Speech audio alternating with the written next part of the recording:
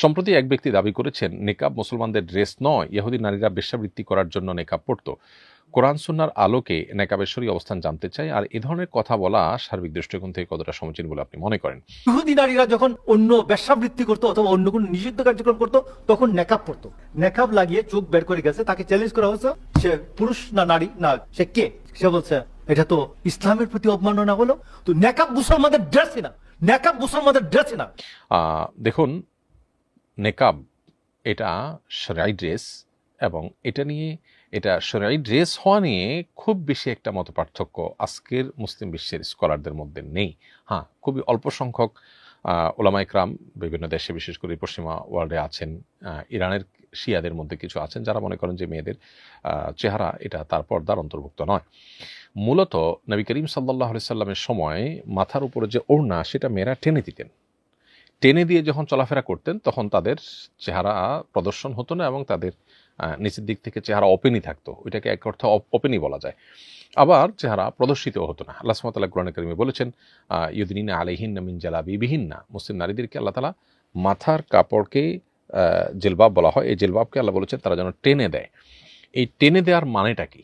মাথার কাপড় তো মাথায় আছে, এটা টেনে দেওয়ার মানেই হলো তিনি যে তার চেহারা যেন প্রদর্শন না করেন। তো সে যুগে মুখ এভাবে নেকাব দিয়ে ঢেকে ফেলার এই সিস্টেমটা ছিল না। কিন্তু মুখ এটা মানুষের সৌন্দর্যের রাজধানী। আল্লাহ তাআলা কোরআনে কারিমে যেখানে বলেছেন, ওয়ালা ইউবদিনা যিনাতাহুন্না ইল্লা মা যাহারা মিনহা, আর যা বলেছেন আল্লাহ তাআলা, ওয়ালা ইউবদিনা যিনাতাহুন্না ইল্লা লিবুলাতিহিন্না ইলা আখিল আয়া। এখানে আল্লাহ তাআলা বলেছেন নারীরা যেন তাদের সৌন্দর্য প্রদর্শন না করেন গায়রে মাহরামদের কাছে। এখন মানুষের মুখাবয়ব হলো তার সৌন্দর্যের রাজধানী, বিধায় এটা প্রদর্শন করে বেড়ানো এক জিনিস, আর খোলা রাখা আরেক জিনিস। কেউ যদি খোলা রাখতে চান, ওকে, তিনি ওড়না পরে প্রদর্শন যেন না হয় সেদিকটা খেয়াল রাখবেন, কারণ তিনি সৌন্দর্য প্রদর্শন করলে কোন আয়াতের খেলাফ হলো। এছাড়া বর্তমান বিশ্বের, যেটা একটু আগে বললাম, যে বেশিরভাগ স্কলার, আপনি সৌদি আরব যদি বলেন, মিডল ইস্টের আরও গুরুত্বপূর্ণ দেশগুলো, মুসলিম প্রধান দেশ যেগুলো আছে যদি বলেন, প্রায় বেশিরভাগ স্কলাররাই বা প্রায় সব স্কলাররাই আপনার মুখাবয়ব ঢাকাকে পর্দার অন্তর্ভুক্ত বলেছেন। আর এইটাকে ইহুদি নারীদের বেশ্যাবৃত্তির জন্য নেকাব পরতো এরকম কথা বলা, এটা শুধু স্পর্ধাই না, এটা খুবই জঘন্য একটি উক্তি। কারণ কোনো মুসলমান মেয়ে তিনি পর্দা পরেও যদি কোনো খারাপ কাজে লিপ্ত হন, তাহলে সেক্ষেত্রে এটার জন্য ওই ড্রেসকে আপনি দোষারোপ করতে পারেন না। বাংলাদেশে যত দুর্নীতি মানুষ করে, সবই তো শার্ট প্যান্ট পরে করে। হাতে গোনা কিছু কয়জন আছে শার্ট প্যান্টের বাইরে অন্য লেবাস পরে? শতকরা 90-99% মানুষ যারা দুর্নীতি করে, খারাপ কাজ করে, তারা তো ওই ড্রেসই পরে।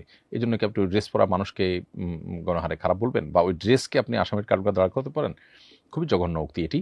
এবং এটা মুসলমানদের ড্রেস নাকি মুসলমানদের ড্রেস না, শরিয়া এটাকে কিভাবে দেখে না দেখে, এ বিষয়ে বলার জন্য তো শরিয়া এক্সপার্ট হওয়ার কথা। যিনি মন্তব্য করেছেন তিনি তথাকথিত একটা সাংস্কৃতিক সংগঠনের লোক, এবং তার রাজনৈতিক পরিচয় আছে আমরা শুনেছি। তো এই ভদ্রলোক তিনি এই বিষয়ে মন্তব্য করার জন্য উপযুক্ত কিনা, তিনি নিজে এই বিষয়ে এক্সপার্ট কিনা, এই বিষয়ে যদি কোনো শরিয়া বিশেষজ্ঞ কথা বলতেন, কোনো আলেম, কোনো স্কলার কথা বলতেন, যিনি ইসলামিক সাবজেক্টে পড়াশোনা করেছেন, তিনি কথা বলতেন, তাহলে বিষয়টা মানানসই হতো। খুবই দুর্ভাগ্যজনক যে আমাদের দেশে সব বিষয়ে কথা বলার জন্য এক্সপার্ট হওয়ার দরকার আছে। হেলথ বিষয়ে কথা বলার জন্য একজন ডাক্তার হতে হয়, অন্য বিষয়ে কথা বলার জন্য সে বিষয়ে বিশেষজ্ঞ হতে হয়, কিন্তু ধর্মের বিষয় বা ইসলামের বিষয়ে কোনো মন্তব্য, বিশেষ করে নেগেটিভ মন্তব্য করার জন্য, ইসলামের ব্যাপারটিকে যত বিকৃতি করে উপস্থাপন করা হোক না কেন, তার জন্য কোনো যোগ্যতার প্রয়োজন হয় না। খুবই দুর্ভাগ্যজনক একটি বাস্তবতা আমাদের দেশে, এবং যিনি এটা করেছেন তিনি না বুঝে করে থাকলে আমরা তাকে আহ্বান করব তিনি যেন তওবা করেন এবং তার ভুল তিনি স্বীকার করেন। আর যদি তিনি ইচ্ছাকৃতভাবে মুসলমানদেরকে আঘাত করার জন্য এরকম কথা বলে থাকেন, তাহলে তার মনে রাখা উচিত বাংলাদেশের মানুষ প্রচণ্ড রকমের ধর্মপ্রাণ। যত মানুষ মুসলমানদেরকে এভাবে আঘাত করার চেষ্টা করেছে, তারা নিজেরা আঘাতপ্রাপ্ত হয়েছেন, তারা নিজেরা একটা সমাজ থেকে বিচ্যুত হয়েছেন এবং সমাজচ্যুত হতে বাধ্য হয়েছেন। আমরা আশা করব যে তিনি এ ধরনের ভুল আর করবেন না, এবং তার ভুল তিনি স্বীকার করে সংশোধন করে নেবেন।